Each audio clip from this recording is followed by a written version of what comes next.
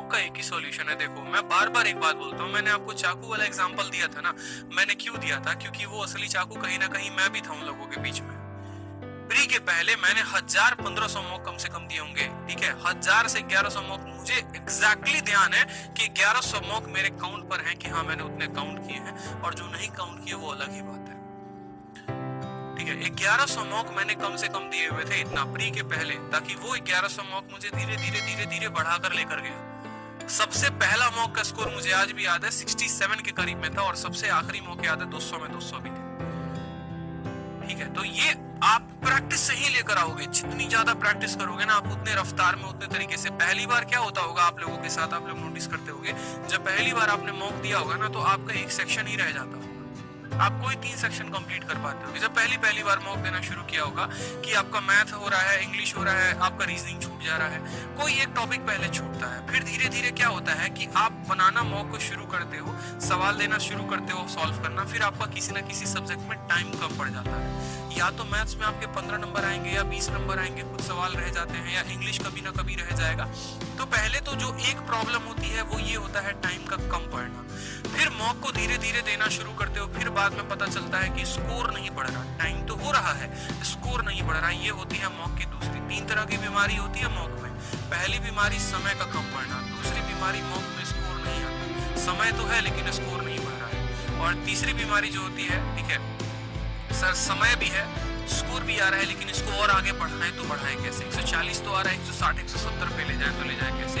ये मुख्यतः 3 तरह की बीमारी होती है मॉक टेस्ट को लेकर। तीनों बीमारी का अलग अलग इलाज है। अगर पहला क्वेश्चन जब हम बात करूं यहाँ पर कि पहली जो कैटेगरी हो गई, जिनको ये लगता है कि भैया हम मॉक दे रहे हैं, ठीक है, हमारा सवाल छूट रहा है, उसका इलाज ये है कि आप अभी कंसेप्ट में बहुत कच्चे हैं, ठीक है, आपको और ज्यादा मॉक लगाने की जरूरत है, और आप जब मॉक लगाएंगे उसके पहले आपको और प्रैक्टिस करने की जरूरत है। जब आप डेली के 50 सवाल मैथ्स के लगाएंगे ना, जब आप एक बार बैठेंगे, किरण को पूरा परसेंटेज एक बार में रौंद देंगे, तो उसके बाद जब वो मॉक में सवाल आएगा ना, तो आप उस सवाल में 3 मिनट नहीं लेंगे बनाने के लिए, आप 10 सेकंड 20 सेकंड 1 मिनट में खत्म करेंगे। इससे क्या होगा, हर सेकंड पे आपका सवाल बचता चला जाएगा, हर सवाल पे आपका टाइम बचता चला जाएगा, और वो आपको सफिशिएंट टाइम दे देगा, तो पूरा पेपर आप सही समय पर अटेम्प्ट कर पाएंगे।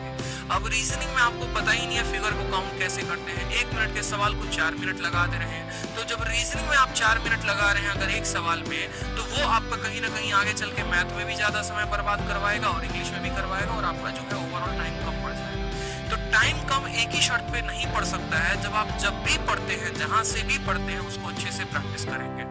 ये हो गया पहला प्रॉब्लम का सॉल्यूशन। दूसरा प्रॉब्लम का सॉल्यूशन, सर पढ़ा भी है मॉक में जो है तब भी स्कोर नहीं आ रहे, तो माय डियर उस केस में जरूरत है आपको रिवाइज करने की। आप जितना ज्यादा रिवाइज करेंगे उतना ज्यादा बेहतर होगा। हो सकता है आपको भी पूरे झरने कितने हैं भारत में वो याद नहीं है, आपको जो है कितने दर्रे हैं वो याद नहीं है, आपको रीजनिंग में बहुत ऐसे कंसेप्ट है जो नहीं आते हैं, मैथ्स के बहुत ऐसे क्वेश्चंस है जहां पर आप अटक जा रहे हैं, तो उस केस में आपको रिवीजन की जरूरत है। आपको पिरामिड का total surface area, curve surface area आपको नहीं पता, ठीक है। तो हर चीजों को एक वक्त आता है जहां पर रिवीजन मांगता है। जैसे गाड़ी है, सर्विसिंग चाहिए उसको, उसी तरीके से आपका ये मॉक भी है, ये भी एक तरीके का सर्विस मांगता है, रिवीजन मांगता है। आप जितना ज्यादा रिवाइज करोगे मॉक के स्कोर उतने तेज बढ़ेंगे।